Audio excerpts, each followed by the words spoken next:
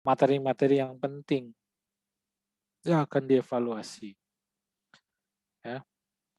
Memilih teknik pengukuran yang tepat untuk mengevaluasi masing-masing kompetensi dan memberi bobot nilai ujian, konten, dan kompetensi. Nah, ini konten validity-nya bahwa konsep bahwa ujian dirancang untuk menguji materi yang harus diuji dan menetapkan pemahaman menyeluruh tentang proses evaluasi. Setelah disusun, blueprint dapat digunakan untuk menjamin stabilitas isi ujian dan kompetensi dari waktu ke waktu. Ada keterkaitan antara masing-masing komponen ujian. Nah, untuk blueprint uji kompetensi perawat itu ada 7 komponen. Ya, 7 komponen. Ada area kompetensi atau memiliki 3 sub tinjauan, kemudian ada aspek penilaian, ada keilmuan, ada proses perawatan, ada upaya, ada kebutuhan, dan ada sistem. Itu 7 itu harus tergambar di dalam soal nanti yang harus dibuat oleh Bapak Ibu, dan ada beberapa trik bagaimana membuat soal agar sesuai dengan blueprint ini. Jadi blueprint itu harus ditinjau dari 7 tinjauan tadi, tidak boleh tidak ada yang kosong gitu. Jadi mata ajar yang mana kalau misalnya kaitannya yang dengan yang diuji, nah mata ajar yang memang bukan mata ajar yang konsep. Misalnya apa gitu. Kalau Anda belajar tentang mahasiswa itu belajar tentang patofisiologi, Bapak Ibu mengajarkan patofis, mungkin itu menjadi dasar, tapi tidak perlu ditanyakan pada saat membuat soal. Boleh Ibu tanyakan untuk UTS dalam rangka penguatan dia untuk menguasai konsepnya. Begitu juga dengan ASKEP, walaupun dia belajar tentang konsep tentang suatu penyakit, misalnya tentang DM, bukan berarti nanti Bapak Ibu hanya bertanya apa yang dimaksud, misalnya apa sih trias dari DM misalnya, itu bukan itu, tapi aplikasi ketika dihadapkan pada situasi apa yang harus diambil. Nah, itu adalah arah yang nanti kita harapkan kompetensi yang akan diukur. Yang paling mudah begini, nanti Bapak Ibu diharapkan untuk membuat soal untuk mengukur suatu keterampilan bagi perawat D3 yang baru lulus. Ingat, yang baru lulus, bukan perawat yang sudah kompeten. Nah, triknya apa untuk mengukur tadi bahwa yang diukur adalah kompetensi? Maka yang harus diperhatikan adalah Bapak Ibu harus memperhatikan dari soalnya saja. Kira-kira Bapak Ibu internalisasi, halo, internalisasi soalnya, apakah soal itu mengukur suatu tindakan, suatu keputusan yang memang akan memiliki dampak kurang baik ketika peserta tidak mampu menjawab. Contohnya, kalau pertanyaannya adalah nanti Bapak Ibu dalam mengembangkan soal itu ke arah materi dari kompetensi itu, apakah berapa sih tulang yang ada di seluruh tubuh? Kalau dia tidak mampu menjawab mungkin tidak terlalu berpengaruh. Tetapi kalau Bapak Ibu menanyakan, berapakah sudut kalau mau melakukan injeksi intramuskuler? Nah, kalau dia tidak mampu menjawab dengan baik, kira-kira berdampak enggak? Nah, itu ada dampak. Nah, itulah soal-soal yang nanti diharapkan dikembangkan oleh Bapak Ibu dalam rangka membuat soal yang terstandar. Jadi, bukan soal-soal yang sifatnya konsep atau recall. Nah, itu nanti akan kita bahas lebih dalam di penyusunan soalnya. Nah, blueprint secara khusus menjelaskan konten materi yang harus terdapat pada suatu ujian atau uji kompetensi. Ya, kalau kita lihat blueprint-nya Bapak Ibu, oke, sebentar.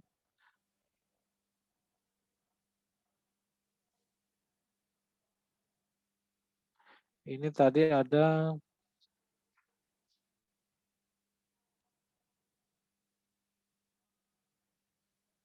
bentar Bapak Ibu, yang tadi sudah saya share. Nah, materi yang diujikan, ini kelihatan Bapak Ibu? Kelihatan, Pak. Kelihatan, Pak. Oke. Jadi materi yang akan diujikan, Bapak Ibu tuh ini sebenarnya dari sini. Jadi kerangka kompetensi yang dari PPNI apa saja sih yang mau diuji?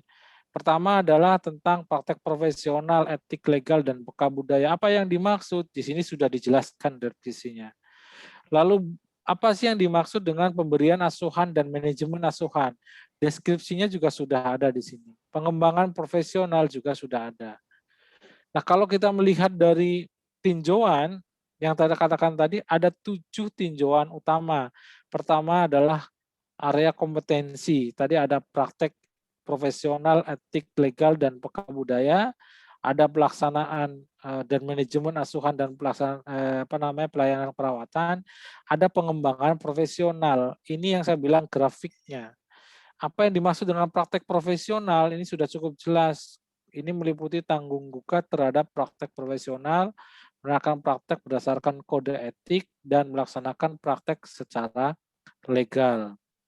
Nah, itu kaitannya dengan lingkup soal nanti yang akan diangkat. Kalau dengan pelaksanaan manajemen asuhan dan pelayanan, yang dimaksud adalah bagaimana asuhan prinsip pokok dalam pemberian dan manajemen ASKEP, melaksanakan upaya promosi, pelayanan ya, melakukan pengkajian, penetapan diagnosis, itu semua ada di kelompok ini. Jadi kalau soalnya Bapak Ibu terkait dengan asuhan keperawatan, maka di tinjauan pertama ini berarti yang dipilih adalah kelompok untuk yang subtinjauan pelaksanaan manajemen asuhan dan pelayanan keperawatan. Kemudian nanti ditinjau dari domainnya, knowledge atau affective knowledge. Nah, apa sih yang dimaksud dengan kognitif? Oh, ternyata soal saya ini mengukur tentang kognitif. Kenapa? Karena yang saya ukur adalah pengetahuan dan pengembangan kemampuan intelektualnya. Atau kalau Bapak Ibu ingin mengukur tentang afektifnya, maka ini kaitannya dengan sikap dia ketika dihadapkan pada situasi tertentu, apa sikapnya. Itu berarti yang dicari adalah konatifnya atau pengetahuan afektif. Dan kalau Bapak Ibu yang ditanyakan tentang suatu prosedur, gambaran suatu tindakan, maka di dalam tinjauan ini yang harus dipilih adalah ini, pengetahuan suatu prosedur. Jadi soal itu harus ada 7 tinjauan ini. Ini maksudnya. Keilmuan, ada KB dan seterusnya. Ini nanti bisa dibaca kembali, bisa nanti malam juga boleh. Dan itu yang akan mendasari Bapak Ibu tadi yang saya sampaikan di dalam gambaran blueprint ini. Jadi menggambarkan materi ya. Di sini blueprint secara khusus menjelaskan konten materi yang harus terdapat pada suatu ujian atau uji kompetensi. Di sinilah tadi gambarannya. Itu Bapak Ibu, mudah-mudahan PDF-nya tadi sudah di-share melalui grup mungkin dengan Pak Yulianto. Lalu blueprint membantu peserta memahami yang disasarkan pada panduan yang ada. Ini yang kami harapkan Bapak Ibu untuk bisa memberikan juga ke semua peserta didik. Ya, kemudian blueprint harus menjamin validitas isi materi ujian yang sesuai dengan kompetensi dan diharapkan Bapak Ibu juga benar-benar menguasai apa yang ada di dalam isi blueprint itu sendiri. Nah, blueprint uji kompetensi mendirikan konten terakhir tadi sudah secara umum. Ini ujian hanya dilakukan secara terbatas pada kompetensi yang hanya dapat dievaluasi, pertimbangkan waktu tempuh, dan kita sudah berdasarkan dari data statistik di NBME bahwa saturasi waktunya ketika mengerjakan soal sampai dengan 200 itu membutuhkan nilai angkanya sudah di atas 76 itu stagnan. Ya, jadi di waktu 180 menit. Makanya diupayakan kenapa diberikan waktu 180 menit, kemudian dengan satu soal itu 1 menit. Itu sebenarnya sudah ada kajian-kajiannya. Kemudian Bapak Ibu, contoh keterampilan teknis esensial untuk tindakan pembedahan atau pertolongan persalinan. Ya, kemudian blueprint dikembangkan untuk menentukan kompetensi yang mana yang dapat dan seharusnya dievaluasi dalam ujian dan prioritas pembobotan untuk masing-masing kompetensi. Nah, ini sesuai dengan bobotnya. Kalau Bapak Ibu buka di yang tadi, jadi blueprint untuk perawatnya itu dari area kompetensi, ini ada praktek etik legal, jumlah soalnya antara 15 sampai 25% soal. Dari seluruh soalnya ada 180 soal. Askepnya itu ada 65 sampai 75%. Jadi memang karena pendekatan kita mulai askep ya kurang lebih harus lebih banyak. Nah itu kurang lebih di angka 70% dari 180%. Pengembangan kurang lebih ada 5 sampai 15%. Ini untuk kognitif, prosedural, dan afektif. Untuk nurse lebih tinggi kognitif. Kalau yang D3 antara 40 sampai 50, proseduralnya antara 45 sampai dengan 55. Dan kalau kita buatkan sebenarnya ada di grafik yang sudah saya berikan ke Bapak Ibu. Nah, nanti untuk soalnya, yang harus dibuat format soalnya begini. Jadi dari gambaran ini Bapak Ibu, kita turunkan menjadi dalam bentuk aplikasi soalnya nanti yang harus dibuat adalah seperti ini. Jadi tinjauan pertama itu adalah yang ini, tinjauan pertama. Jadi gambarannya ini tinjauan pertama, ada tinjauan kedua, tinjauan ketiga, 4, 5, 6, 7. Kemudian kita interpretasikan ke dalam bentuk soalnya, itu akan ada seperti ini. Jadi tinjauan pertama ada pilihan dari praktek profesional, etik, legal, dan buka budaya, ada perawatan dan manajemen asuhan perawatan, kemudian ada tinjauan kedua apa kognitif atau yang mana. Nah, kemudian nanti ini ada kolom vignette yang dibuat, lead in yang dibuat, optionnya, kuncinya, jangan lupa referensi, nama pembuatnya siapa, institusinya apa. Ini adalah format yang harus nanti dilakukan dan setiap soal harus memiliki salah satu sub tinjauan dari 7 ini. Jadi ini satu di antara 3 ini mana untuk soal yang nanti Bapak Ibu buat.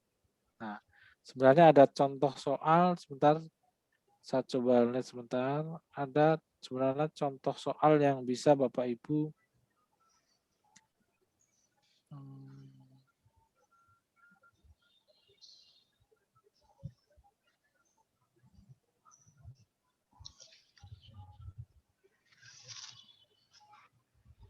jadi nanti Bapak Ibu diharapkan membuat soal itu kurang lebih akan tergambar seperti ini. Jadi formatnya, misalnya soal keluarga, sebuah keluarga bertempat di sini dan seterusnya. Kemudian apa pertanyaannya itu kolomnya sendiri, kemudian apa pilihannya. Nah dari sini, ini harus dilihat soal ini kalau ditinjau dari tinjauan pertama, ini termasuk praktek profesionalkah atau perawatan dan manajemen asuhan atau pengembangan profesional. Yang dikuningkan ini adalah misalnya soal ini adalah tentang perawatan manajemen. Kedua, apa yang diukur, kognitifkah, aplikasi prosedural, atau konatif. Dari soal ini ternyata yang diukur adalah tentang pengetahuan aplikasi prosedural. Kemudian dari tinjauan ketiga, ini termasuk soal yang mana? AKMBK, maternitas-kah? Oh ini soal keluarga. Jadi setiap soal itu harus diterjemahkan ke sini Bapak Ibu. Bahwa soal ini kalau dari tinjauan 4 mengukur tentang implementasi. Soal ini kalau di tinjauan 5 mengukur tentang kuratif. Nah, apa yang dimaksud dengan promotif, preventif, kuratif, rehabilitatif itu ada di dalam blueprint-nya Bapak Ibu. Yang tadi di PDF baru kami share. Apa yang dimaksud oksigen, cairan elektrolit, nutrisi, aman nyaman juga ada di sana. Dan kemudian tentang tinjauan 7-nya tentang pernafasan juga sama. Jadi apakah subnya itu pernafasan, jantung, pembuluh darah. Nah kalau lihat begini ini tentang pelayanan kesehatan. Maka yang dipilih adalah ini. Jadi yang dikuningkan itu adalah merupakan pilihan. Nah kalau Bapak Ibu nanti pakai si pena tinggal klik saja salah satu. Tapi kalau manual seperti ini maka perlu ditandai dengan warna seperti itu. Jadi soal-soal itu akan seperti ini. Jadi contoh-contohnya selalu akan diisi salah satu dari kasus yang ada. Jangan lupa ini diisi siapa penulisnya, kemudian di sini ada referensinya. Nah, kemudian kalau melihat grafik, ini yang katakan harus disesuaikan oleh Bapak Ibu kaitannya dengan blueprint itu Intinya kaitannya dengan grafik dan itu sudah kami sampaikan ke Bapak Ibu jauh sebelumnya. Bentar, sebenarnya ada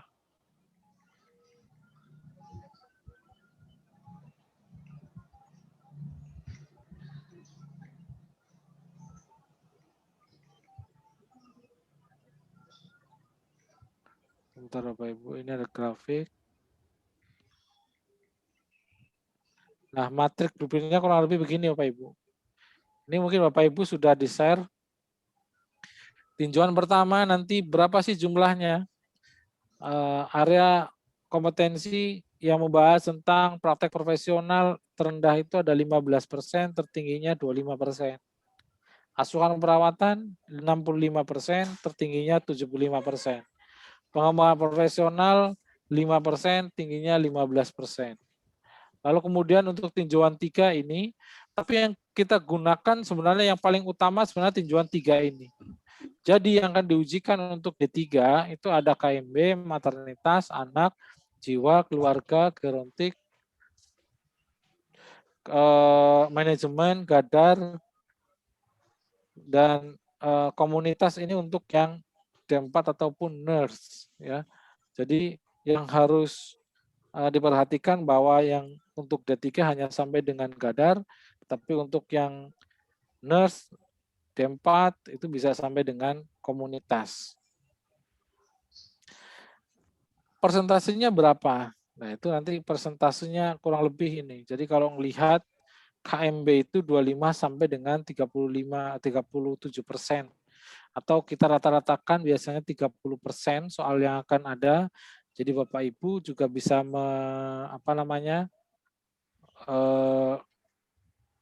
mengarahkan pada peserta untuk lebih banyak belajar di KMB karena lebih banyak ini yang diujikan. Bapak Ibu juga yang di situ sih mestinya lebih banyak. Kenapa sih kok lebih banyak? Karena ini dasarnya dari jumlah SKS secara keseluruhan. Kalau Bapak Ibu lihat ada 10 sampai 12 SKS dari total, lalu kemudian maternitas itu hanya sebagian, anak, jiwa, keluarga, sehingga itu hampir sama SKS-nya, sehingga ini juga proporsinya juga lebih sedikit ya, kurang lebih sampai dengan 14%. Ya. Jadi antara 7 sampai dengan 14%. Lalu kemudian yang terendah adalah gerontik, manajemen dan gadar. Ini hanya kurang lebih 3 sampai dengan 7%, 8%. Jadi ini adalah gambaran terkait dengan sebaran soal yang mungkin nanti bisa dikembangkan oleh Bapak Ibu dalam rangka menyusun soal untuk uji kompetensi di tinjauan ketiga. Untuk keempat, ini yang paling penting bahwa profil nanti lulusan itu akan diketahui dari bukan hanya keilmuannya saja, tapi pendekatan proses perawatan yang meliputi dari pengkajian sampai dengan evaluasi. Nah, pengkajian sampai dengan evaluasi itu yang paling banyak ini. Jadi implementasi, yaitu dari tindakan yang akan diukur, bukan diagnosis. Bapak Ibu kalau nanti mengacu dengan apa yang dibuat oleh Bapak Ibu, silakan dilihat saja soalnya apakah selama ini yang lebih banyak dibuat implementasi atau bahkan diagnosis. Nah, cenderungnya dari data yang kami peroleh secara nasional itu selalu soal-soal yang diberikan ke nasional itu adalah soal diagnosis, padahal kebutuhannya sedikit. Tapi implementasi yang harusnya lebih banyak, ini jarang dipahami. Jadi jarang kayaknya memberikan suatu gambaran yang utuh dengan peserta sehingga soal ini akan lebih sedikit dari jumlah soal yang diharapkan. Nah, bagaimana menyusun implementasi? Nah, itu sebenarnya ada trik-trik yang bisa dibuat nanti oleh Bapak Ibu terkait dengan tindakan-tindakan. Bagaimana mengukur tindakan yang ada dan itu ada di blueprint-nya kaitannya dengan suatu tindakan atau prosedur tertentu dalam rangka memenuhi kebutuhan pasien itu sendiri. Nanti ini akan lebih jelas nanti kalau akan kita berikan contoh soal terkait dengan implementasi. Kemudian untuk yang Promotif, saya kira ini juga sama. Jadi Bapak Ibu lebih cenderung biasanya akan lebih rendah di rehabilitatif dan diharapkan Bapak Ibu mengisi kekosongan ini untuk secara nasional bisa mengembangkan soal di rehabilitatif. Tinjauan ke-6, ini sesuai dengan kebutuhan, proporsinya cukup jelas, oksigen, cairan, nutrisi, sampai dengan aman nyaman, ini porsi yang paling banyak, kemudian eliminasi, kemudian aktivitas psikososial, sama komunikasi ini di rating yang kedua, di angka 10% biasanya kita ambil, lalu kemudian yang paling rendah adalah di komponen belajar, seksual, nilai, dan keyakinan. Dan terakhir kaitannya dengan sistem, ini ada dari pernafasan, jantung, pembuluh darah ya, pencernaan, saraf, dan perilaku, saya kira sudah cukup jelas dengan gambaran persentasenya. Ini adalah gambaran matrik yang mungkin nanti diharapkan Bapak Ibu harus terisi secara keseluruhan di dalam mengembangkan soal. Mungkin itu dulu Bapak Ibu untuk kaitannya dengan blueprint, karena kita nanti akan lanjutkan dengan materi berikutnya. Saya berikan kesempatan kalau ada yang mau bertanya dulu, silahkan. Ya. Baik, terima kasih Pak Imam. Mungkin dari Bapak Ibu ada yang ingin bertanya terkait dengan materi kedua blueprint.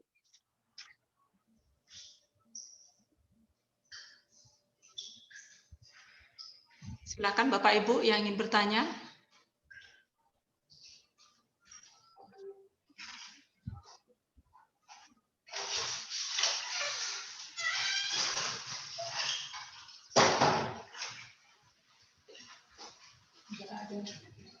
Sepertinya tidak ada Pak untuk materi kedua ini yang bertanya. Bagaimana kalau kita lanjut dengan materi yang ketiga Pak tentang item development ya Pak? Ya Bu, siap. Jadi kita akan sampaikan tentang materi yang ketiga, item development. Bentar ini saya coba.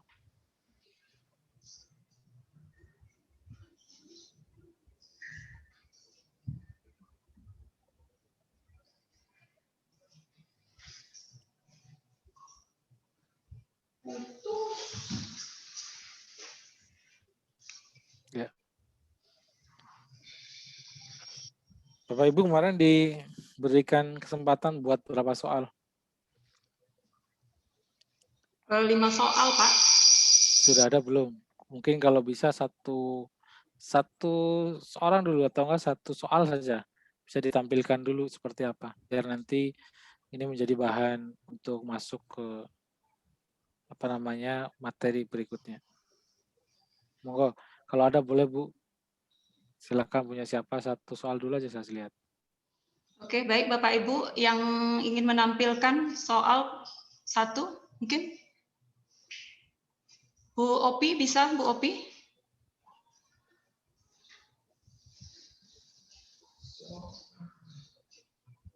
Atau Nia Bu El. Oke, Nia, silahkan Bu Nia. Bentar ya Pak, dicari dulu Pak.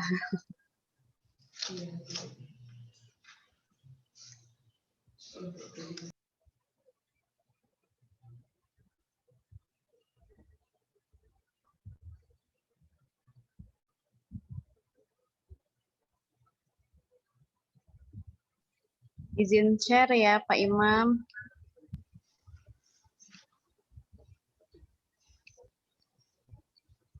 Udah kelihatan Bu El? Ya, udah kelihatan Bu Nia. Ya, silakan Bu Nia. Di sini contohnya seorang laki-laki berusia 20 tahun datang ke poliklinik untuk melakukan pengontrolan setelah menjalani pengobatan anti tuberkulosis selama 2 minggu. Pasien mengatakan selama minum obat, batuknya mulai berkurang, namun warna urinnya berwarna oranye, sehingga pasien ragu untuk melanjutkan pengobatannya. Apa tindakan perawat yang tepat dilakukan pada pasien? A. Kolaborasi pemeriksaan urin lengkap. B. Edukasi efek samping obat. C. Menyarankan untuk tidak menahan saat buang air kecil. D. Menganjurkan banyak minum. E. Menganjurkan untuk berhenti minum obat. Jawabannya B, Pak. Ya, saya hanya lihat dari sisi struktur ya Ibu. Ini Ya. soal yang cukup baik dari Bu Nia. Jadi komponen-komponennya sudah mulai mengarah. Pertama kaitannya dengan subjeknya itu siapa. Tapi kita memiliki beberapa ini ya, ini kan langsung lihat dari sini. Beberapa kesepakatan bahasa secara nasional. Jadi secara nasional subjeknya itu kita menggunakan seorang laki-laki, seorang perempuan, kemudian digunakan bukan usia tapi umur. Oh, di sini Jadi ya nanti enggak, ini kemudian ke bawah ini kan di bawah juga ada pasien sekian itu nanti yang jadi kenapa sih harus laki-laki, kenapa harus perempuan gitu ya. Ya. Karena setiap soal yang diberikan di setiap dosen itu memiliki kesempatan untuk dipilih. Kalau Bapak Ibu membuatkan soalnya misalnya pasien Tuan Y, kemudian nanti ada lagi pasien Tuan Y, Bapak Ibu buatnya menderita sakitnya DM. Yang lain lagi Tuan Y tapi hipertensi. Yang lainnya lagi, dosen yang lain lagi Tuan Y tapi nah dan seterusnya gitu. Ini akan ada kerja 2 kali dari sistem IPA di mana teman-teman akan membuatkan inisial. Jadi harus diketik ulang dan itu kita hindari. Pengelola soal itu tidak boleh mengambil soal kemudian mengedit, itu nggak boleh. Tapi dari soal yang ada harus sepengetahuan dari ekspor, lalu kemudian membuat suatu paket juga harus pengetahuan dari ekspor dalam rangka untuk membuat paket yang terstandar itu. Jadi kenapa seorang laki-laki, seorang perempuan tadi, biar kalau saya mau ngambil soal dunia, ya tinggal ambil, nggak perlu lagi saya ubah nanti. Karena kalau pakai inisial, maka harus diubah soal pertama A, nolnya A misalnya, yang kedua nolnya B, dan seterusnya itu akan kerja ulang di dalam paket. Bahkan setiap soal itu memiliki kesempatan sehingga subjeknya seperti itu. Ya. Kedua adalah umur. Jadi yang kita gunakan kesepakatan semua adalah umur. Ini sudah kajian dari ahli bahasa. Karena usia merupakan lama hidup dari suatu barang, tapi kalau umur ke arah udah hidup termasuk kita tuh manusia. Kemudian ada koma itu aturannya tuh harus ada, jadi seorang laki-laki koma umur sekian tahun koma. Kemudian ada tatanan pelayanan, ini sudah betul, poliklinik melakukan pengontrolan atau bahasa singkatnya apa, misalnya kontrol, tapi dengan keluhan utamanya apa. Nah, ini akan kita ketahui. Tapi dari secara umum, dari apa yang dituliskan ini sudah sangat baik, sudah mengarah, dari sisi konten juga sesuai, dari sisi arah soal, logisme dan seterusnya, ini sudah cukup mengarah. Cukup senang juga nanti ketika nanti saya masuk materi, insya Allah berarti mudah-mudahan sudah banyak yang memahami. Oke, mungkin itu terima kasih Pak Bu Nia, inisiatif satu ini nanti kita akan membahas reviewnya besok pagi. Jadi untuk yang sekarang mungkin lebih ke arah bagaimana kita menyusunnya dulu. Ya. Nah, apa yang tadi disampaikan sebenarnya itu salah satu contoh dari penulisan soal yang kita gunakan sebagai bentuk atau standarisasi untuk soal UKOM dengan pilihan ganda melalui pilihan ganda yang 5 pilihan. Nah, kepentingannya apa sih? Dari kepentingan ujian itu sebenarnya kita ingin menunjukkan hal yang esensial yang harus diketahui. Jadi ujian itu mengukur sesuatu yang ingin harus diketahui oleh peserta didik, makanya hanya yang esensial. Kalau peserta didik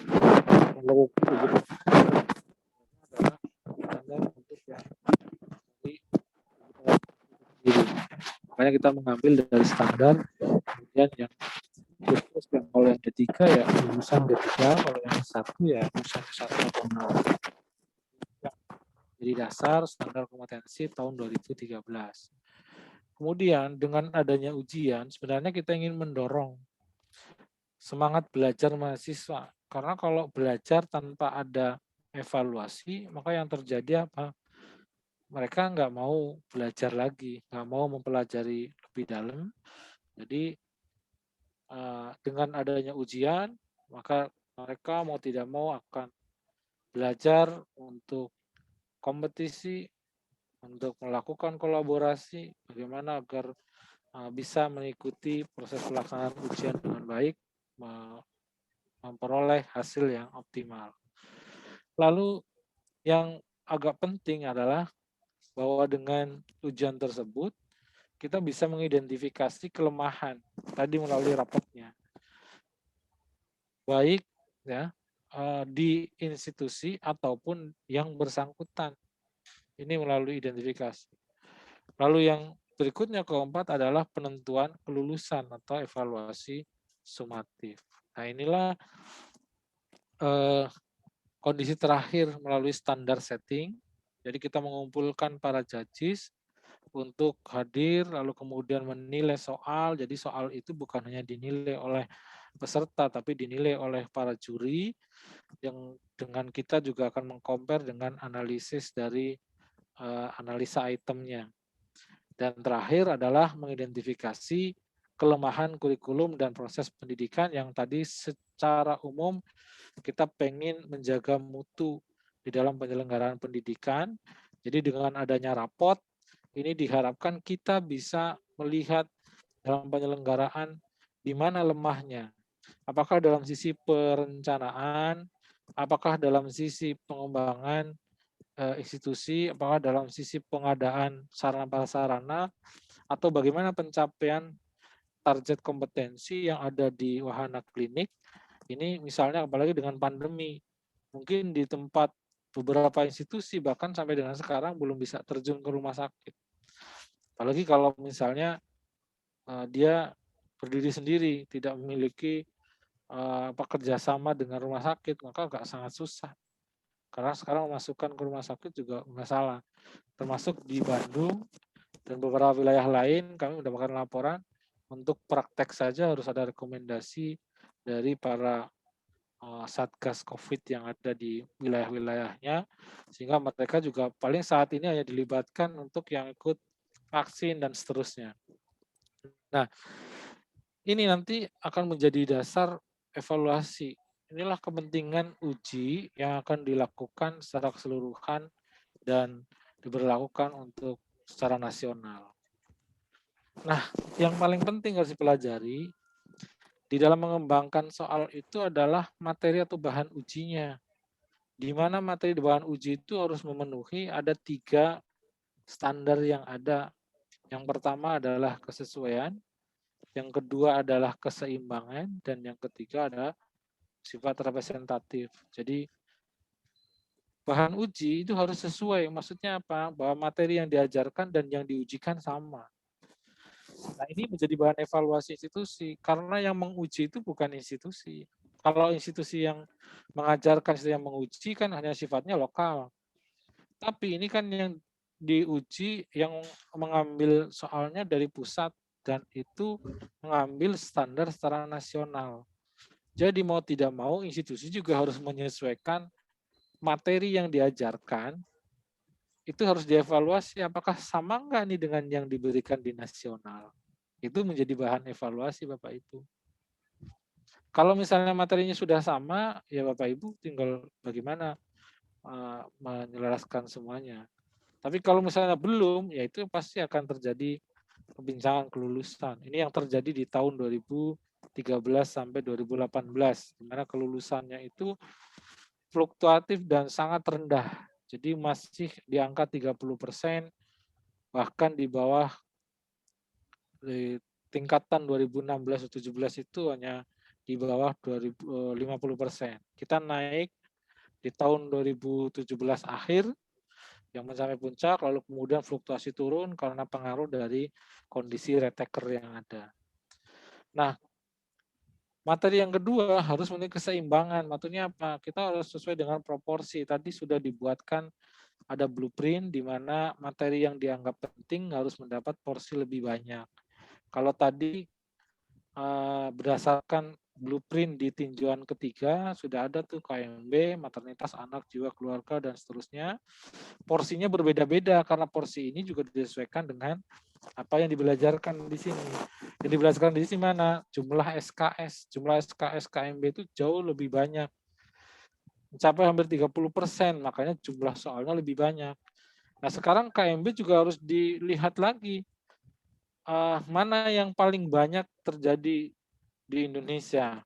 Nah, itu harus dipelajari dari kasus umum yang ada di Indonesia, misalnya 10 kasus utama itu menjadi kasus yang sifatnya unggulan, dan itu yang harus lebih banyak dibahas di dalam soal-soal yang nanti dikembangkan. Jadi bukan kasus-kasus yang langka. Jadi ketika nanti lulus, diharapkan mereka sudah bisa untuk melakukan asuhan perawatan pada pasien yang umum terjadi. Gitu. Jadi bukan kasus-kasus yang sifatnya jarang. Nah, ini maksudnya. Jadi kalau misalnya ada di Indonesia paling tinggi apa kira-kira kasusnya? Nah, diharapkan mereka lulus harus sudah mampu melakukan asuhan perawatan pada kasus tersebut. Nah, sehingga itu menjadi penting untuk diukur dan harus dikembangkan menjadi bahan atau materi soal yang utama ketika Bapak Ibu ingin mengembangkan soal itu. Nah, yang terakhir adalah representatif bahwa kasus sebagai bahan soal dapat menjawab objektif dari ujian. Nah, ini yang diharapkan. Jadi menggambarkan gambaran secara umum dengan proporsi yang ada. Ujian sebagai alat ukur tadi sudah saya jelaskan, ada harus memenuhi validitas, objektivitas, reliabilitas, visibilitas, dan impact ya on learning proses. Tadi secara spesifik sudah saya jelaskan satu persatu. Nah, ini sebagai syarat alat ukurnya, maka Bapak Ibu harus belajar tentang standarisasi bahan dan pola penulisan soal yang sedang kita bahas. Dasarnya dari mana? Dari standar kompetensi dan blueprint. Jadi Bapak Ibu wajib membuka lagi standar kompetensinya. Kemudian yang kedua adalah blueprint yang baru saja kita sama-sama bahas. Nah, ini saya kira tidak perlu saya ulang, ini sudah saya jelaskan. Lalu kemudian, nah, pedoman penulisannya dalam membuat soal. Jadi yang dibuat soalnya adalah pertama, satu soal, setiap soal harus memiliki struktur, harus ada vignette, lead in, dan option. Nanti akan saya jelaskan vignette-nya harus seperti apa, lead in harus seperti apa, option seperti apa. Pilihannya adalah 5 pilihan ganda dari A, B, C, D, dan E. Nah, kemudian jawabannya hanya satu pilihan jawaban yang paling benar. Jadi bukan jawaban benar, tapi paling benar. Kalau bicara tentang paling benar, berarti yang lain itu benar. Tapi hanya satu yang paling benar. Nah, ini salah satu kunci nanti Bapak Ibu dalam membuat kata kunci, kenapa jawabannya adalah A, kenapa jawabannya adalah B, dan seterusnya. Itu harus ada kata kunci yang diberikan oleh Bapak Ibu di pertanyaan dan vignette-nya, ya, skenario-nya. Ya, satu pilihan jawaban yang paling benar. Jadi option-nya itu bukan lagi pilihan-pilihan yang sifatnya distraktornya itu bukan jawaban gitu. Kalau bukan jawaban berarti ya ini mungkin dulu ya, distraktor itu adalah bukan jawaban. Tapi kalau sekarang itu ya merupakan jawaban dari pertanyaan, dari skenario, tapi bukan yang tepat. Itu adalah distraktor yang dimaksud. Jadi perbedaannya tipis. Nah, disinilah sehingga soal walaupun dengan pola tulis, nah proses ini bisa mengukur kemampuan mereka dalam melakukan asuhan keperawatan pada masyarakat. Nah, ini yang diharapkan dilakukan. Ini adalah langkah-langkahnya. Jadi langkah dalam menulis soal, Bapak Ibu bisa tentukan topik, tema, kemudian buat vignette, ya, kemudian nanti buat pertanyaan, karena harus ada, tentukan kuncinya dulu, satu kunci, baru buat distraktor. Nah, isi tinjauan sesuai blueprint uji kompetensi ini terakhir. Kalau Bapak Ibu membuat tinjauannya dulu, walaupun dia memang porsinya ada di atas, Bapak Ibu akan kesusahan membuat soalnya. Jadi biarkan mengalir dulu. Saya ingin bertanya tentang apa? Kemampuan peserta dalam mengkaji pasien dengan TB misalnya. Maka Bapak Ibu mengangkat kasus tentang TB. Lalu kalau pengkajian berarti data apa yang mungkin nanti akan menjadi kunci Bapak Ibu, mungkin tidak dimunculkan di dalam kasus itu. Itu menjadi pertanyaan, apa yang harus dikaji lebih lanjut. Jadi topiknya harus ada dulu. Saya ingin bertanya tentang bagaimana penegakan diagnosis perawatan pasien dengan TB misalnya. Berarti ada kasus yang digambarkan tentang kasus TB, lalu dengan berbagai masalah yang ditanyakan mana yang paling utama atau mana yang paling tepat. Nah itu silakan dikembangkan dari kasus. Nah sangat memungkinkan satu vignette untuk diikuti oleh beberapa lead-in. Maksudnya vignette itu boleh, kan kalau Bapak Ibu buat vignette atau kasus, itu biasanya 5 soal ya. Ada pertanyaan tentang pengkajian, ada pertanyaan tentang diagnosis, ada pertanyaan tentang perencanaan, implementasi, atau evaluasi. Nah, ini yang kita harapkan Bapak Ibu, nanti vignette itu tetap harus ditulis lagi untuk soal berikutnya. Karena tadi paket soalnya harus ada vignette, ada lead-in, ada optionnya. Jadi bukan nanti kasus ini untuk nomor 1 sampai nomor sekian gitu. Karena setiap soal nanti akan dipilih, karena belum tentu semua soal 5 paketnya akan diambil semua gitu. Jadi kenapa harus ditulis lagi, itu seperti itu. Nah, ini karakternya bisa dibuat kurang lebih begini. Jadi ada vignette, lead in, ada distraktor, ada kunci. Jawaban benar itu bisa mau A mau B silahkan. Bapak Ibu bisa mengacak. Nah, kalau dulu kita menggunakan ada piramida, sekarang tidak, karena dengan sistem yang sekarang itu diharapkan homogen panjang pendeknya juga, karena ini akan diacak pilihannya. Jadi antar peserta yang duduk berdampingan pun, walaupun soalnya dalam halaman yang sama, optionnya belum tentu sama. Karena nanti ada option, oh yang di sini A, di sini mungkin B di sampingnya. Di sampingnya lagi mungkin C. Padahal soalnya sama. Nah, sehingga di sini distraktornya nanti ada standar untuk minimal nanti sama atau homogen dari sisi gramatikalnya, panjang pendeknya, dan bagaimana menjawab atau kemungkinan mendapatkan proporsi untuk dipilih. Nah, untuk vignette, tulis itu satu paragraf, satu kalimat utama. Jadi kalimat utamanya ya dari subjek, penjelas subjek, lalu kemudian keluhan utamanya itu menjadi pintu masuknya. Kemudian isinya harus kompetensi esensial, tadi yang saya katakan, misalnya begini, atau banyak ditemukan tadi kasus-kasus yang umum, jangan kasus yang jarang ditemukan. Ya, karena mereka kalau bisa sih yang umum terjadi, Bapak Ibu boleh tuh di Kepri ini kan banyak, apalagi di Rengat ini ya, di daerah Rengat. Mungkin ada kasus-kasus yang secara nasional di sana ada juga banyak, dan itu yang harus diangkat oleh Bapak Ibu. Nah, isinya tentang kompetensi esensial yang diukur, tadi kaitannya dengan kemampuan mereka perawat yang baru lulus, bukan perawat yang advance. Jadi kalau perawat yang baru lulus, itu kaitannya dengan standar yang sudah ada di situ. Ya, di kurikulum juga sudah ada. Tapi kalau misalnya Bapak Ibu bertanya kaitannya dengan ETT, kaitannya dengan pemasangan ETT ataupun apa namanya bentuk dari kraniotomi dan sebagainya, nanti di situ nggak masuk karena ini bukan lulusan untuk yang D3.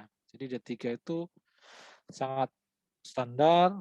Kemudian yang paling banyak adalah tentang implementasi, bagaimana prosedur implementasi itu dilakukan, lalu kemudian penguasaan tentang konsep dari prosedur, itu lebih diutamakan. Sumbernya dari kasus, nah kasusnya kalau bisa Bapak Ibu dari kasus mahasiswa itu dihimpun, dikumpulkan untuk menjadi bahan soal Bapak Ibu. Jadi pada saat bimbingan mereka itu mengumpulkan kasus, jadi kasusnya nanti akan Bapak Ibu bisa menjadi bank kasus namanya. Laporan penelitian ataupun laporan kegiatan menjadi dasar Bapak Ibu dalam melakukan pengembangan soal. Jadi bukan hanya kasus. Jadi di lapangan pun yang komunitas untuk yang S1, tapi kalau yang keluarga kita melakukan pendekatannya juga keluarga. Jadi perawat melakukan kunjungan keluarga, nanti didapatkan data apa saja di pasiennya, karakteristiknya seperti apa, dan seterusnya perilakunya boleh. Nanti kita bicara tentang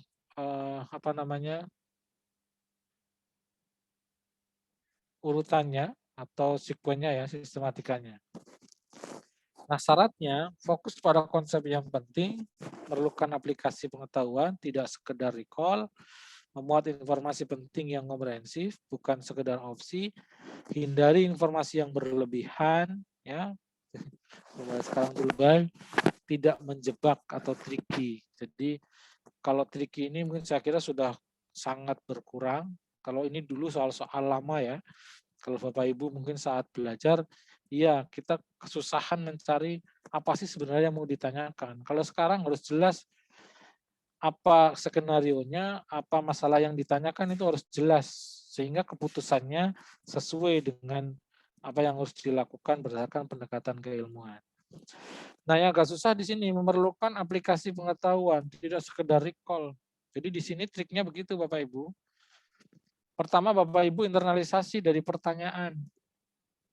Soal yang dibuat oleh Bapak Ibu, apakah pertanyaan ketika dilemparkan ke peserta itu, mereka tidak mampu menjawab, memiliki efek negatif enggak dengan pasien? Kalau Bapak Ibu soalnya yang diberikan ketika dia tidak mampu menjawab memiliki konsekuensi yang tidak baik pada pasien, sebenarnya itu adalah salah satu contoh atau kriteria soal Ibu sudah mengarah pada bagaimana mengukur kompetensi. Tapi kalau soal Ibu yang diberikan, ketika diberikan mereka tidak mampu menjawab, terus tidak ngaruh secara langsung dengan pasiennya. Berarti soal itu mungkin cukup diberikan pada saat pembelajaran di institusi. Kira-kira begitu. Paham nggak kira-kira Bu? Contoh, mungkin ada Bu Desmarani ada contoh soalnya nggak? Dari itu jalitinnya apa? Pertanyaannya apa kira-kira? Bu Desmarani Rani? Mohon izin Pak Imam, mungkin Bu Desmarani dari bagian labor mungkin Pak. Oh enggak ya. Mungkin ada yang lain, mungkin ada yang punya soal. Jadi kalau misalnya bertanya tadi, kalau saya contohkan pertanyaan tentang berapa jumlah tulang. Kira-kira kalau kita tanyakan dia nggak mampu jawab, pengaruh nggak ke pasien? Tidak. Nah, itu yang harus diinternalisasi dari soal Bapak Ibu. Ketika, oh ini kayaknya kalau dilempar nggak ada pengaruh. Ini mungkin nanti buat evaluasi ada penguatan konsep pada saat UTS, UAS. Tapi ketika Bapak Ibu tadi berapa derajat harus diberikan IM misalnya. Sudut yang harus diberikan ya. Berapa derajat sudut yang harus dilakukan pada saat melakukan IM. Nah kalau dia nggak paham, ini akan bisa merugikan. Nah itu artinya Bapak Ibu mengukur pada soal-soal yang mengukur pada kemampuan dia. Nah ini untuk menghindari soal-soal recall, karena semua soal yang nanti diujikan itu adalah soal aplikasi, bukan lagi soal konsep. Kemudian yang paling sering terjadi Bapak Ibu, suka bertanya tentang apa pemeriksaan diagnostik. Ada nggak yang sekarang ada? Jadi kalau Bapak Ibu bertanya tentang pemeriksaan diagnostik, ini nanti di pusat begitu masuk di review langsung minggir. Karena ini yang ditanyakan bukan kompetensi dari perawat. Dia perlu tahu bahwa misalnya orang dengan gagal ginjal itu yang bermasalah nanti adalah kaitannya pemeriksaan ureum kreatinin. Boleh menjadi data, tetapi tidak boleh ditanyakan. Karena kalau itu yang ditanyakan, ini bukan kompetensi mereka dan soal itu akan di-delete. Artinya tidak akan digunakan. Kira-kira begitu ya. Jadi yang menjadi acuan adalah standar kompetensi. Nah, paling enak sebenarnya dengan pendekatan ASCAP saja cukup. Nah, ini harus diperhatikan di dalam vignette. Ketika menulis vignette, tulis kalimat utama, harus ada subjek, predikat, objek tadi. Lalu kalimat penjelas berikutnya atau katakanlah keluhan berikutnya. Yang kita harapkan ada kata kunci yang harus ditulis secara spesifik.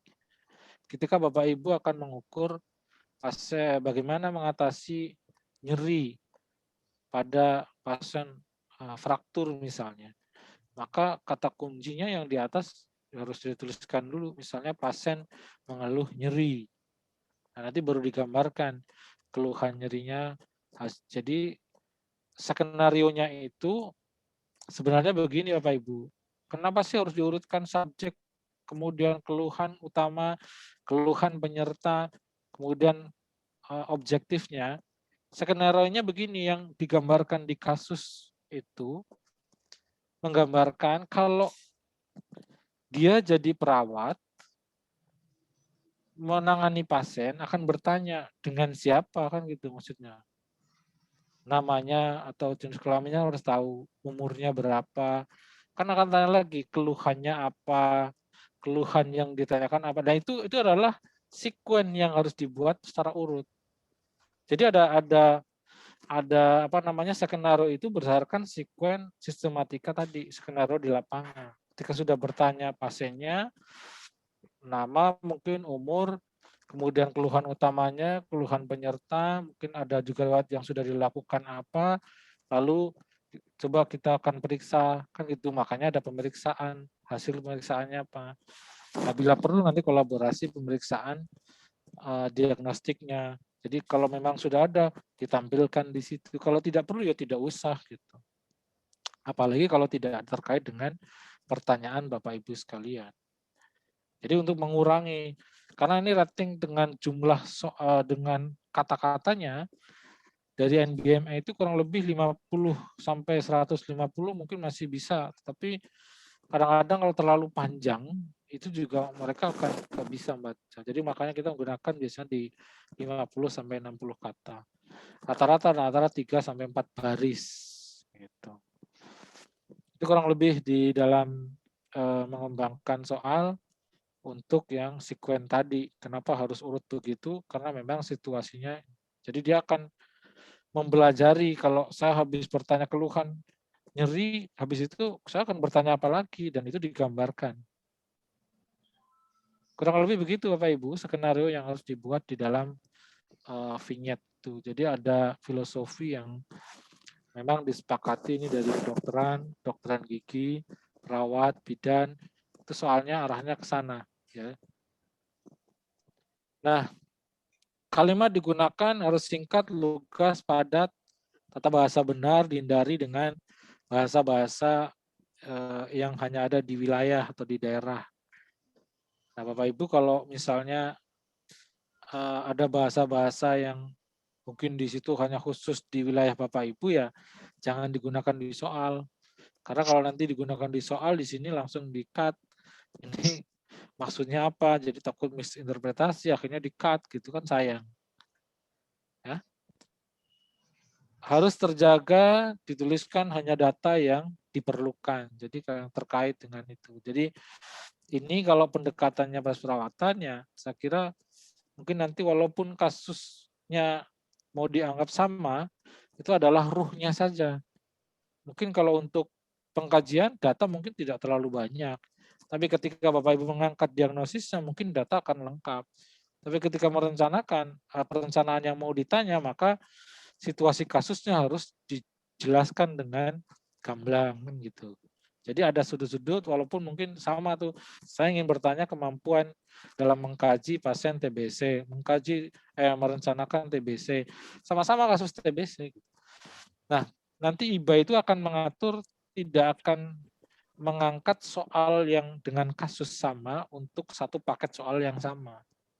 Mungkin yang pengkajian di buku 1, tapi yang diagnosisnya bisa diambil di buku 2.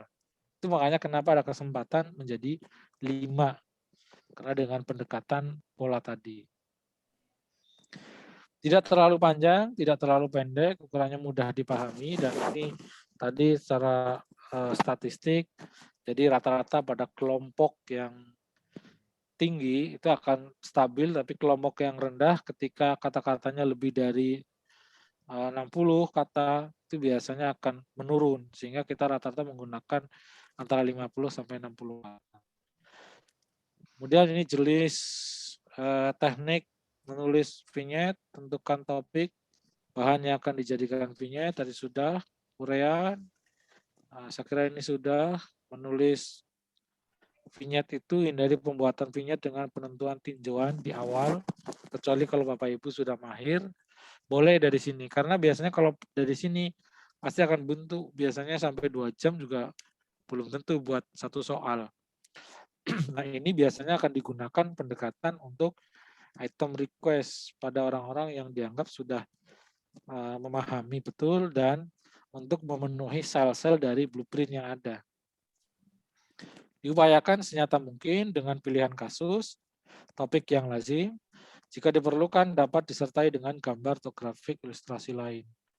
Nah, hindari penulisan data atau informasi dengan maksud menjebak mahasiswa. Jadi, nah ini yang harus saya jelaskan. Di dalam soal, ketika Bapak Ibu mengangkat kasusnya tentang CKD, kira-kira kalau CKD apa kira-kira masalah yang akan diangkat?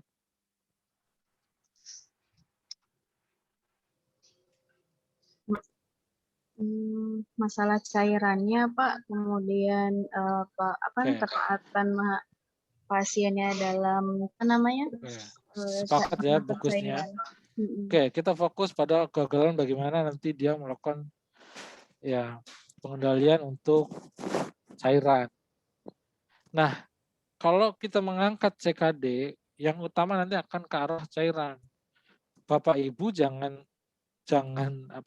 membuat kompleks dengan pasien ini sudah sampai dengan udim anasarka, lalu kemudian mengalami gangguan pertukaran gas. Kasus CKD nanti yang diarahkan pertukaran gas. Nah, ini yang terlalu kompleks. Di kasus memang mungkin ada di lapangan, tetapi untuk D3 tidak sekompleks itu yang diangkat. Jadi arahkan dengan keilmuan utamanya dulu, dengan masalah utamanya dulu apa gitu. Nah, biarkan nanti kalau mau mengangkat tentang pertukaran gasnya, ketika Bapak Ibu mengangkat kasus tentang pernafasan. Gitu. Nah, kira-kira begitu cara mengangkatnya. Jadi pada saat mengangkat kasus tentang pernafasan, oke. Nanti kaitannya dengan pertukaran gas, pola nafasnya, dan seterusnya. Jadi kalau untuk yang CKD masih dengan cara itu. Nah, contoh ini paling ringan. Seorang laki-laki ini masih lama nih berusia. Maaf. Umur sekian tahun, mengeluh apa, kemudian pasien juga mengeluh apa, baru hasil pengkajiannya apa, ya itu yang terkait. Kemudian napas ya yang benar itu ini kenapa saya bold.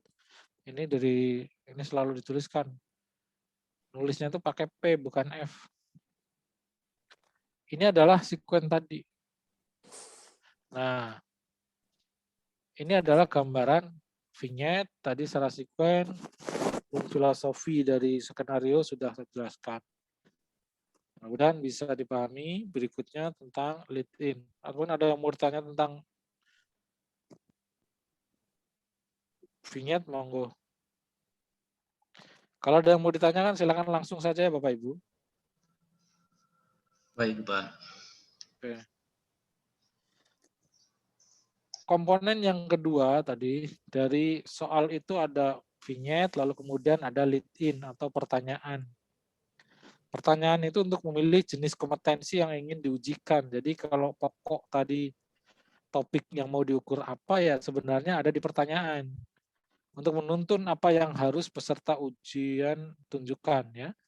Kalimat tanya dengan atau pakai kata tanya wajib menggunakan tanda tanya. Jadi kesepakatan bersama sebenarnya sudah mengarahkan pada menggunakan kalimat tanya langsung. Misalnya apakah, mengapa, atau bagaimana, dan seterusnya. Berapakah, diakhiri tanda tanya. Tapi pada kasus tersebut, bukan kasus di atas, kasus tersebut. Nah, lead in ini sebenarnya ada kriteria nih. Harus to the point dengan apa yang mau diarahkan dan mengarah pada satu pilihan jawaban. Nah, untuk mengarahkan satu pilihan jawaban, Bapak Ibu bisa menuliskan dengan kalimat mana yang tepat, mana yang prioritas gitu.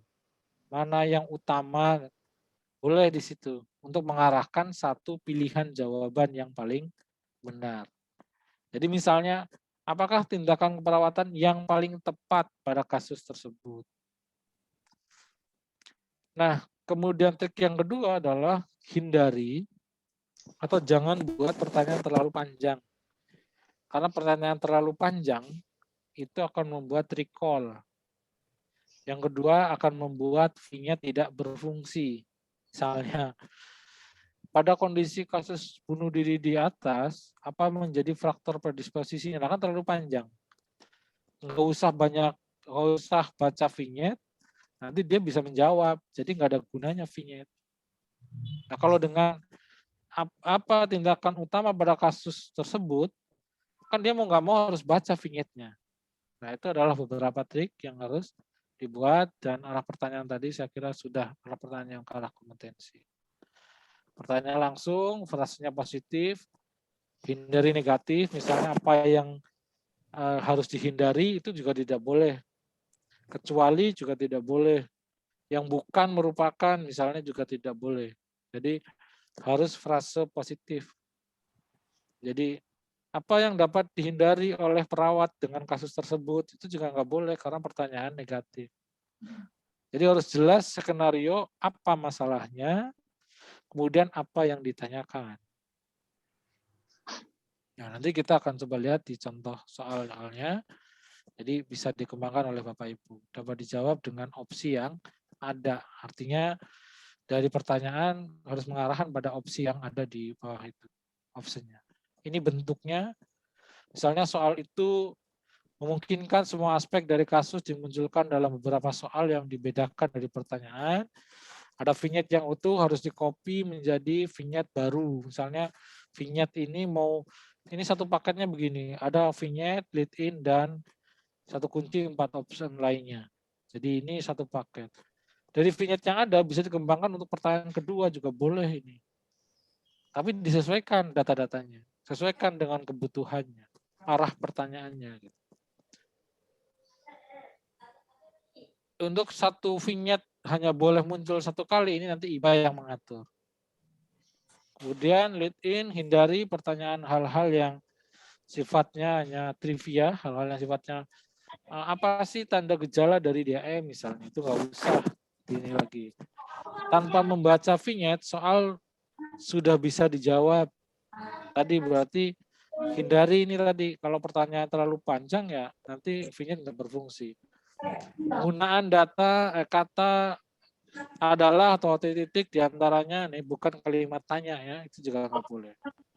Nah yang terakhir ini kaitannya dengan pilihan jawaban. Ya, setelah vignette, lead in, lalu option, Bapak Ibu bisa bersifat paralel dan saling melengkapi. Pilihannya harus homogen. Ya, misalnya kalau Bapak Ibu mengangkat tentang perencanaan, ya semua isinya tentang perencanaan. Jangan sampai membuat peserta uji itu menebak. Ya. Yang ini kalimat aktif, yang satu lagi kalimat pasif. Itu aja akan mempengaruhi, dia hanya menebak. Nah, sekecil itu juga harus diperhatikan oleh teman-teman semua dalam mengembangkan soal yang terstandar ini. Pak Usman, suaranya Ya. bisa di-unmute, Pak. Pak.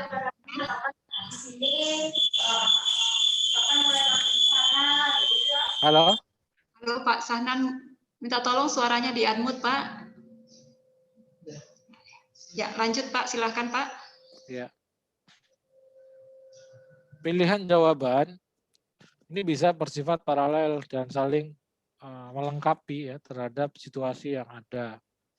Kemudian yang kedua adalah homogen, di mana homogen ini baik secara gramatikal maupun panjang pendek gramatikal itu tata bahasanya. Kalau yang ditanya tentang perencanaan ya semua pilihan tentang perencanaan. Kalau misalnya kaitannya dengan kolaborasi ya kolaborasi sebenarnya. Jadi nggak boleh nggak. Kemudian panjang pendeknya juga sama, jangan sampai membuat mereka hitung kancing mana yang terpanjang. Dan Bapak Ibu biasanya terjebak yang terpanjang itu kuncinya. Nah, mereka yang nggak belajar bisa menebak dengan cara begitu ya wassalam, artinya nanti status ujinya juga akan terlihat di statistiknya nggak bagus. Nah, ini yang harus dilakukan oleh kita semua. Nah, homogen panjang pendeknya ini penting untuk saat ini, di mana saat ini soal itu opsinya akan diacak tadi. Jadi harus sama tadi ya. Kalau dulu kita menggunakan mana pendek, mana terpanjang, itu harus dibuat piramida. Ya. Kemudian ada urutan. Kalau dia urutan suatu langkah, maka yang dahulu di atas, yang berikutnya di bawahnya. Nah, sekarang akhirnya tidak kan gitu. Angka juga demikian. Kalau angka dulu juga harus dari kecil ke yang terbesar misalnya. Sekarang tidak, tetapi harus bahwa angka itu harus menjawab. Misalnya gini, kalau Bapak Ibu bertanya tentang 2 kali 2, berapakah 2 kali 2 misalnya? Jawaban optionnya itu harus menjawab situasi. Kemungkinannya kan ada 2, ada 4, ada 8, ada 10, ada 12. Jangan membuat pilihan di optionnya itu 2, 4, 7, 8, 10 misalnya. Karena 7 itu bukan merupakan jawaban dari kondisi itu. Nah, ini kalau sudah ada pilihan yang salah yang membuat soal. Gitu. Mungkin peserta yang tidak belajar akan menjawab 7 itu jadi pilihan. Atau misalnya Bapak Ibu mengangkat konsep bertanya tentang Leopold. Leopold berapa yang dilakukan perawat? Atau yang tepat untuk mengkaji situasi di atas misalnya. Bapak Ibu ada Leopold 1A, Leopold 1, B Leopold 2, C Leopold 3, D Leopold 4, E-nya Leopold berapa Bu? Leopold 5 misalnya. Nah, tidak ada konsep Leopold 5. Dan ini yang menjerumuskan peserta. Yang tadinya belajar, sudah tahu hanya ada 4 Leopold, karena ada pilihan Leopold 5, dia akan merasa jangan-jangan ini ada teori baru atau apa, sehingga Leopold 5 ini jadi pilihan. Itu menjebak mereka dan itu namanya menyesatkan, dan itu salah. Jadi tidak boleh mengangkat konsep yang tidak ada. Jadi kalau seperti itu, maka pertanyaan tentang Leopold yang hanya 4 pilihan tidak boleh menjadi pilihan soal Bapak Ibu. Mungkin bisa dimodifikasi tentang bagaimana melakukan pemeriksaan Leopold itu sendiri. Nah, itu contoh. Kalimat lugas hindari kata biasanya, seringkali, kemudian selalu, tidak pernah. Ini adalah kalimat-kalimat yang multi interpretasi. Ya. Jarang menurut saya mungkin 3 kali, jarang menurut Bapak Ibu mungkin 2 kali. Nah, itu kan artinya beda. Ini yang harus dihindari. Dan secara ilmiah ini juga dipertanyakan. Makanya tidak boleh menggunakan kalimat-kalimat yang seperti itu. Kata kunci tidak terdapat secara bersamaan di stem atau di vignette dan pilihan jawaban lainnya. Jadi diharapkan benar-benar murni. pilihannya apa. Jadi kalau misalnya Bapak Ibu mengangkat pilihannya banyak yang sama di option, tarik aja menjadi pertanyaan gitu. Ya itu yang namanya konvergensi. Nanti istilah konvergensi ini akan membuat Bapak Ibu untuk belajar bagaimana membuat soal yang praktis seperti apa. Itu ada kesalahan-kesalahan atau twiceness yang sering terjadi ketika Bapak Ibu membuat soal. Pilihan jawaban dengan sama panjangnya, rasional atau memiliki kekuatan yang sama, artinya porsi untuk dipilih sama. Tadi sama tadi soal yang tadi saya katakan, angka. Ataupun misalnya begini Bapak Ibu, kalau Bapak Ibu mengangkat kasus, ada nggak yang angkat kasus tentang berapa jumlah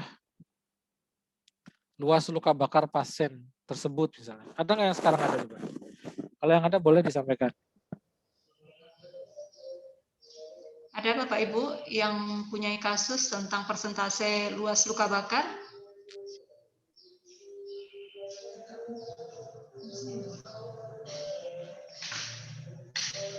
Kalau ada yang mengangkat tentang itu, maka Bapak Ibu membuat pilihannya itu bukan hanya sekedar yang penting angka.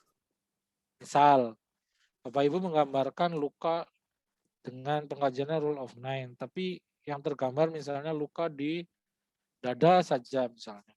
Dada semua lapang dada, kemudian tangan semuanya sebagian kanan, sebagian kiri, muka juga sebagian. Lalu kemudian Bapak Ibu buat kunci. Kuncinya misalnya berapa? 45 misalnya ya. Nah, dari kunci 45 Bapak Ibu terus pilihan lagi 47, 48 misalnya. Kemudian 52. Tidak ada dasarnya. Jadi harus ada dasar ketika menghitung hanya dada dengan tangan, oh iya jatuhnya hanya misalnya 18, oh iya jatuhnya hanya 22,5, oh iya jatuhnya hanya 27. Jadi pilihannya itu harus menggambarkan ketika dia menghitung salah, hanya menghitung tangan saja itu berapa, menghitung tangan dengan dada itu berapa. Nah itu yang menjadi pilihan Bapak Ibu. Jadi tidak boleh asal. Yang penting jawabannya adalah 45 misalnya. Itu yang saya katakan di option tadi, kenapa mana yang paling tepat? Ya kalau dia menghitung dengan tepat keseluruhannya, itulah jawabannya. Tapi kalau dia menghitung dengan yang salah, maka toh ada jawabannya. Ketika dia hanya menghitung dada kemudian dengan tangan, oh jumlah sekian, oh ini jumlah sekian nih, terus ini oh ini ada jawabannya, kemudian dia pilih. Nah itu sebenarnya distraktor yang ingin kita harapkan Bapak Ibu. Jadi Bapak Ibu sekalian, kita harapkan dalam membuat option pun harus memiliki suatu rasional terhadap situasi ya, untuk menjawab terhadap situasi cukup jelas dan memiliki faktor keterpilihan yang kuat. Pilihan jawaban tadi satu jawaban paling benar, yang lainnya adalah ini. Saya kira ini tadi secara ringkas sudah saya sampaikan. Referensi jangan lupa dicantumkan ya, karena ini menjadi dasar terutama nanti dalam review. Kalau review dulu di awal-awal malah berantemnya berantem persepsi, karena apa saya disalahin dan seterusnya, apalagi yang komentari yang junior. Ini kami sering temukan ketika kami di Palu, di Makassar ya, dan ada beberapa wilayah yang sama karena merasa senior dikritisi tidak mau. Ya, jadi harus dasarnya adalah referensi utamanya apa, dan itu wajib wajib ditulis ya referensinya. Oke, sampai di sini dulu. Kalau ada yang mau ditanyakan silakan sebelum kita lanjut. Ya. Baik Bapak Ibu, mungkin ada yang mau ditanyakan. Silakan. Izin Bu Wen. Ya, langsung Pak Anto, silakan. Mohon maaf Pak Imam, terkait tadi dengan option jawaban, yang Bapak sampaikan bahwasanya homogen, kemudian distraktornya juga tidak jauh-jauh berbeda dari item yang kita pilih. Nah, itu mungkin kalau untuk diagnosa, untuk tindakan mungkin bisa kita buat seperti itu, Pak, gitu. Contohnya diagnosa mana yang paling diagnosa utama, umpamanya, Pak, ya, atau intervensi yang paling tepat, kan begitu, Pak, pertanyaannya.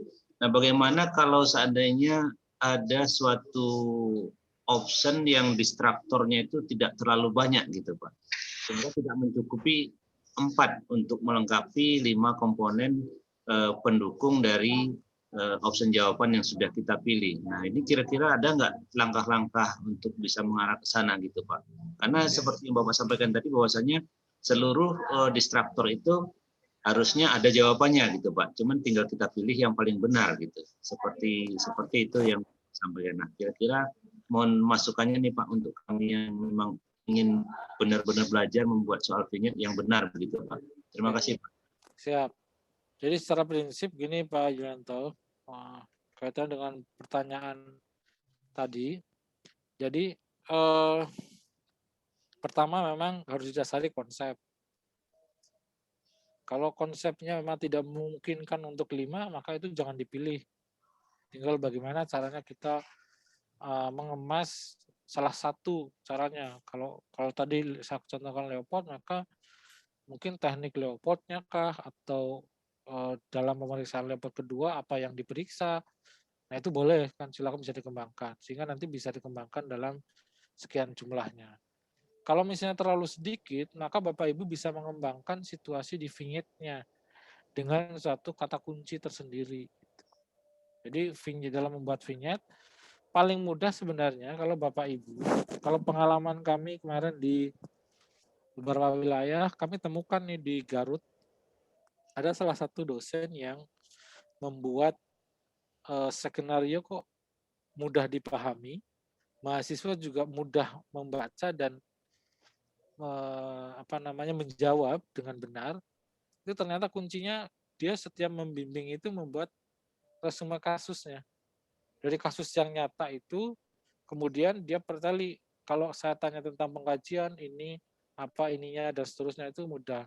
Itu memang berdasarkan dari pengalaman seperti itu.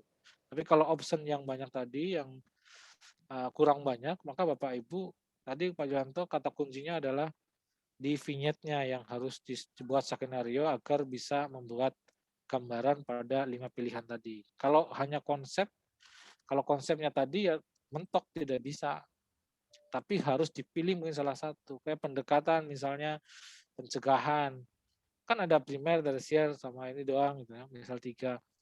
Nah, mungkin yang harus diambil lagi adalah pencegahan sekundernya apa, langkah konkretnya apa gitu, atau pencegahan tersiernya, tapi apa konkretnya gitu. Nah, itu yang harus dikembangkan Pak Yulianto. Jadi untuk yang konsep yang press tidak ada mungkin mengukur pada 5 option, tidak memenuhi 5 option, maka di uji soal ini juga tidak diizinkan untuk dimasukkan, ya. Karena ada tuh dulu pertama upayanya apa, misalnya promosi, preventif, kuratif, rehabilitatif, lalu ditambahin resosiatif. Apa resosiatif, kan nggak ada. Itu tidak boleh juga Pak Yulianto. Mungkin begitu triknya Pak Yulianto. Terima kasih. Gimana Pak Anto? Masih ada pertanyaan lain? Sudah jelas ya? Jelas mungkin Bu El. Terima kasih Bu El. Gimana Pak? Mau dilanjutkan lagi? Siap. Ini Mungkin izin sebentar Pak. Mungkin di Jakarta Bapak Jumatannya jam berapa ya Pak? ini kelihatan Mas sebentar lagi. Iya. Jadi kalau apa mungkin kita 15 menit lagi biar siapan bisa. Oh iya, silakan Pak. Kalau di sini jam 12 Pak. Kita selesaikan ini aja ya, yang berkaitan dengan twiceness ini. Oke, Jadi kesalahan yang berkaitan dengan twiceness pertama adalah grammatical cues. Jadi ini dalam tata bahasa yang saya lingkari, misalnya yang ditanya tentang tindak mandiri, ini semua mana tindakan mandiri, kan gitu. tapi ada tindakan-tindakan yang sifatnya bukan tindakan mandiri perawat. Nah itu nggak boleh, itu maksudnya. Jadi kita abaikan dulu isi, tapi hanya fokus pada ini yang dimaksud. Lalu kemudian logical cues. Kalau dengan situasi ini, apa yang menjadi penyebab pucat misalnya, kemungkinan kan ada di 3 ini saja, yang ini nggak mungkin. Maka ini secara logis nggak akan mungkin dipilih maksudnya. Artinya apa? Secara konsep, secara kondisi, secara ini memang harus situasi yang kemungkinan harus menjawab. Itu opsinya itu harus seperti itu. Tidak boleh melenceng dari apa yang ditanyakan. Kalau ada yang melenceng saja, maka Bapak Ibu ini pasti nggak akan dipilih.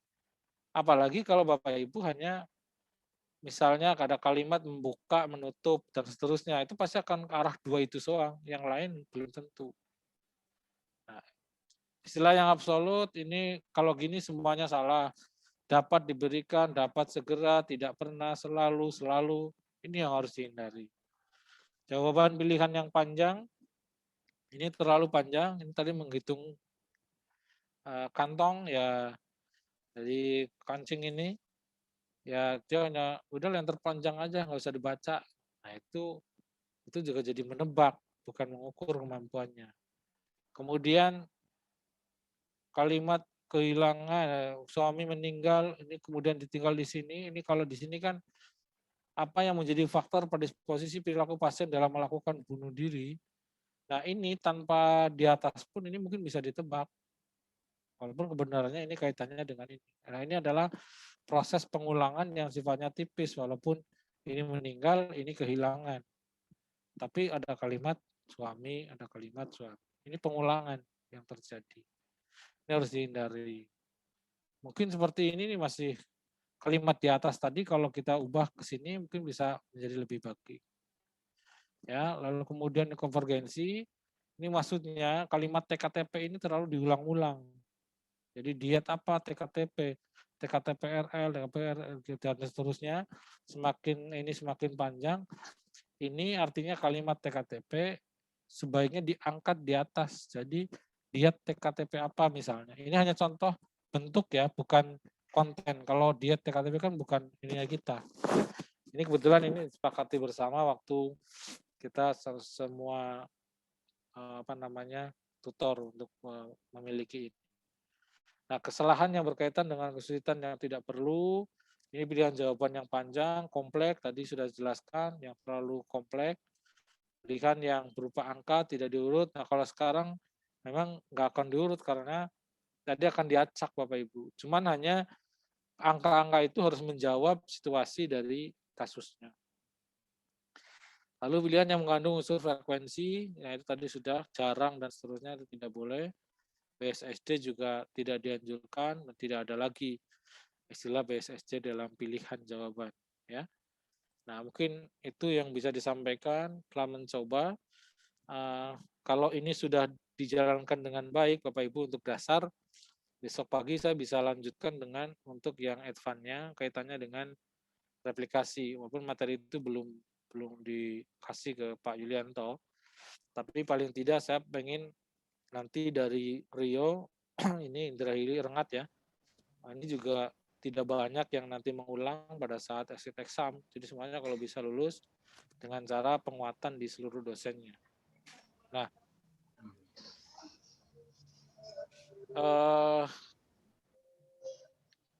kira-kira begitu. Kalau ada pertanyaan silakan Bapak Ibu. Ya, mungkin langsung saja Bapak Ibu kita buka satu pertanyaan.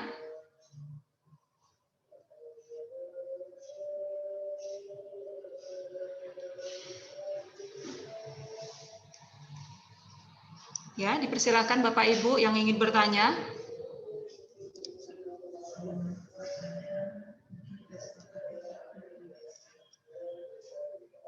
Maaf Pak Imam, sambil menunggu ada yang bertanya, kita nanti mulai lagi jam berapa ya Pak?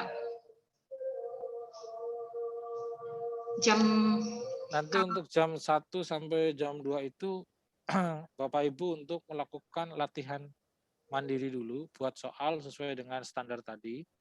Nanti jam 2-nya saya akan masuk dengan si pena, Bu. Kemarin si pena sudah dikasih belum semua, Bu, Pak Yulianto? Si pena sudah, Pak. Sudah di-download ya? Sudah, Pak. Nah, karena nanti semuanya harus pakai laptop, lalu kemudian kita akan pandu untuk instalasi dan memasukkan soal yang dibuat di jam 1 sampai dengan jam 2 ini.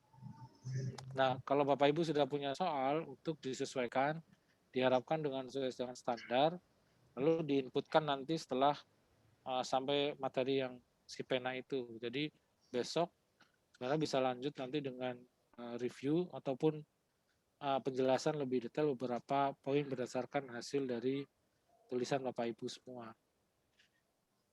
Dan terakhir akan Berarti kita masuk ke Zoom nanti jam 2 ya, Pak? boleh, Bu, siap. Oke. Baik, Bapak Ibu, mungkin ada yang mau bertanya, satu pertanyaan, silahkan. Bu El. Oh, Bu. Bu Erni ya? Iya, Bu. Oh ya, silakan. Ya, izin bertanya Pak Imam. Ya. Maaf Pak, yang saya mungkin hanya klarifikasi sih Pak. Kalau untuk saya nih Pak yang junior nih dalam membuat soal, baiknya mungkin Pak triknya itu berarti Pak kita lead in-nya dulu dan option kali Pak ya, baru vignette-nya Pak ya. Seperti itu kan Pak? Harusnya adalah kasusnya dulu. Kasusnya dulu. Kalau membuat nanti, jadi Ibu kan biasa mungkin ketemu pasien. Pasiennya nggak usah dikarang-karang, sesuai dengan yang ada saja. Nanti akan Ya, Pak. mudah untuk bertanya, kira-kira kalau dari kasus ini, saya mau bertanya apa, kan gitu. Karena kalau nanti dari pertanyaan dulu langsung jawaban, ya jadi masalahnya nanti di belakang. Kira-kira begitu, Bu. Agak kesusahan nanti ketika sinkronisasi. Ya, jadi tetap vignette. Iya. Dulu. Tapi kalau Ibu merasa bahwa lebih dulu membuat itu lebih mudah, ya silahkan. Karena memang kembali yang penting kalau di kita intinya adalah soal-soal itu masuk seluruhnya sesuai dengan standar. Tapi kita menghindari untuk yang awal itu menggunakan tinjauan-tinjauan dulu, itu karena biasanya menghambat. Makanya kami berikan silahkan untuk disesuaikan gitu. Kira-kira begitu Bu, karena itu kan di belakang layar ya, tidak pokok gitu. Iya Pak. Iya Pak, terima kasih. Ya. Baik Pak Imam, apakah kita cukupkan Pak? Karena waktu juga sudah jam 11:30. Iya, mungkin sebenarnya kemarin itu ada contoh soal, sebentar Bu, saya ada contoh soal. Silakan Pak.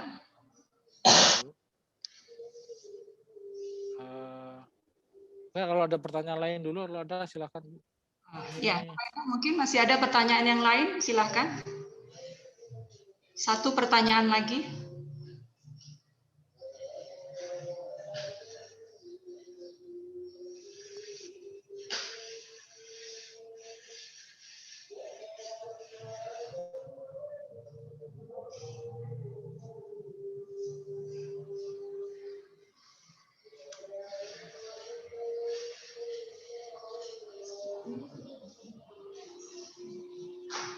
Apakah Bapak Ibu masih ada? Silakan satu pertanyaan.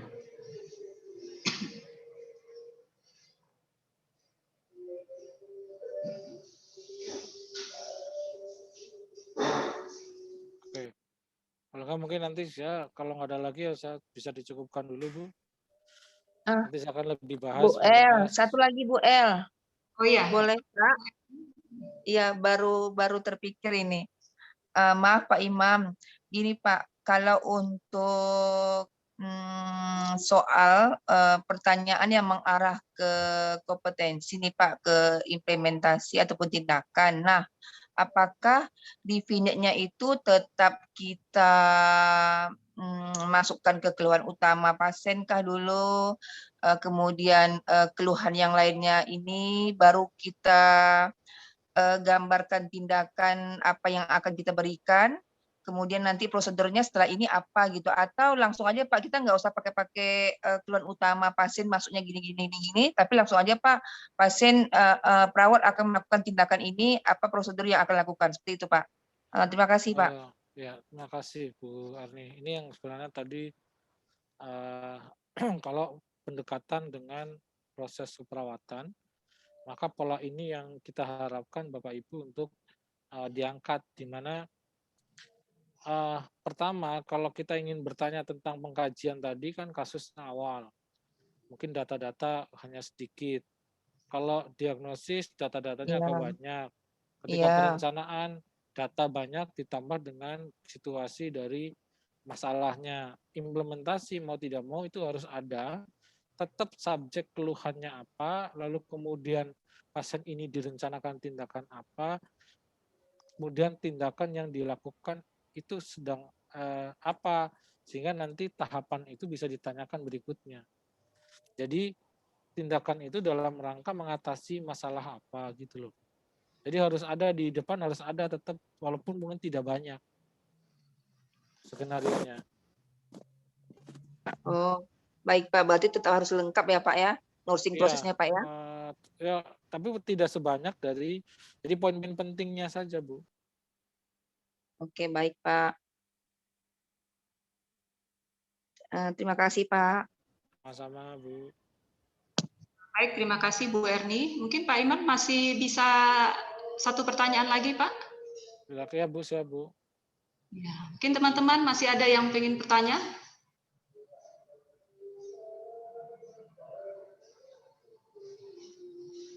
Mungkin Bu Nina, Bu Deswita, ada yang ingin ditanyakan?